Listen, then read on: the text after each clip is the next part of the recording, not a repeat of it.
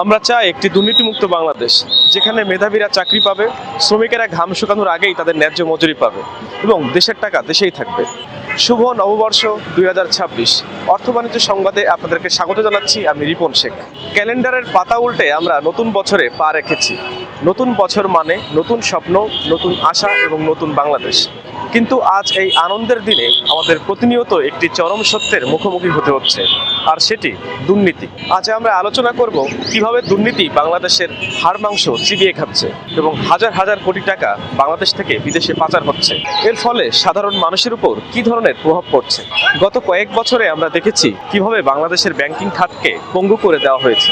বড় বড় রাঘব বোয়ালেরা দেশের ব্যাংকগুলো থেকে হাজার হাজার কোটি টাকা নিয়ে সেটি আর ফেরত দিচ্ছে না। এই খেলাপি ঋণের টাকা আসলে কার? এটা আপনার, আমার এবং দেশের সাধারণ মানুষের আমানত। দুর্নীতিবাজরা এই টাকা দেশে রাখছে না। বেগমপাড়া কিংবা সেকেন্ড হোম বানানোর নেশায় দেশের হাজার হাজার কোটি টাকা পাচার হয়ে যাচ্ছে দুবাই, সিঙ্গাপুর কিংবা কানাডায়। ভাবুন তো, হাজার হাজার কোটি টাকা যদি দেশে বিনিয়োগ হতো, তাহলে কত লক্ষ মানুষের কর্মসংস্থানের সুযোগ সৃষ্টি হতো। আমরা যখন উন্নয়নের কথা বলি, তখন আমাদের দেখা উচিত সাধারণ মানুষের থালার অবস্থা কি। আজ একজন রিক্সা চালক কিংবা দিনমজুর সারাদিন হাড় ভাঙা খাটুনি খেটে যা আয় করেন, তা দিয়ে 1 কেজি চাল এবং ডাল কিনতেই হিমশিম খেয়ে যায়। কিন্তু কেন? কারণ বাজারে রয়েছে শক্তিশালী দুর্নীতিবাদ সিন্ডিকেট। তারা কৃত্রিম সংকট তৈরি করে পণ্যের দাম বাড়ায়। দুর্নীতির কারণে প্রশাসনের নজরদারি ঢিলেঢালা হয়ে যায় এবং তার মাসুল গুনতে হয় সাধারণ মানুষকে। দুর্নীতি মানে কোনো বড় অঙ্কের চুরি নয়। দুর্নীতি মানে সাধারণ মানুষের মুখের অন্ন কেড়ে নেওয়া।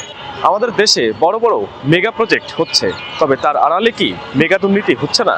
বিশ্বের অন্যান্য দেশের তুলনায় আমাদের দেশে রাস্তা বা ব্রিজ নির্মাণের খরচ দ্বিগুণের চাইতে বেশি। কিন্তু কেন? কারণ প্রকল্পের প্রতিটি স্তরে পকেটে ঢুকছে দুর্নীতির কমিশন। এর সরাসরি প্রভাব পড়ছে আমাদের দেশের শিক্ষিত তরুণদের উপর।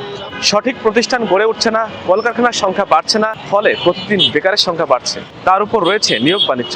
মেধাবীরা যোগ্যতা থাকা সত্ত্বেও চাকরি পাচ্ছে না, কারণ সেখানে মেধাকে নয়, ঘুষ এবং স্বজনপ্রীতিকে অগ্রাধিকার দেওয়া হচ্ছে।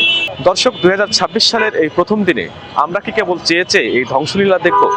দুর্নীতির কারণে দেশ আজ মেধাশূন্য হচ্ছে এবং সাধারণ মানুষ নিঃস্ব হচ্ছে। আমরা যদি এখনই সোচ্চার না হই, তবে এই বৈষম্যের পাহাড় আরো বড় হবে।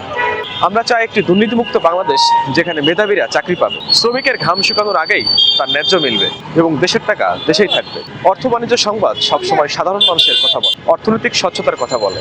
আপনারা কি মনে করেন, আপনার এলাকায় দুর্নীতির কারণে সাধারণ মানুষ কতটা ভুক্তভোগী? সবাই ভালো থাকবেন, সুস্থ থাকবেন আর দুর্নীতিমুক্ত বাংলাদেশের স্বপ্নে আমাদের সাথেই থাকবেন। আবারও সবাইকে নতুন বছরের শুভেচ্ছা।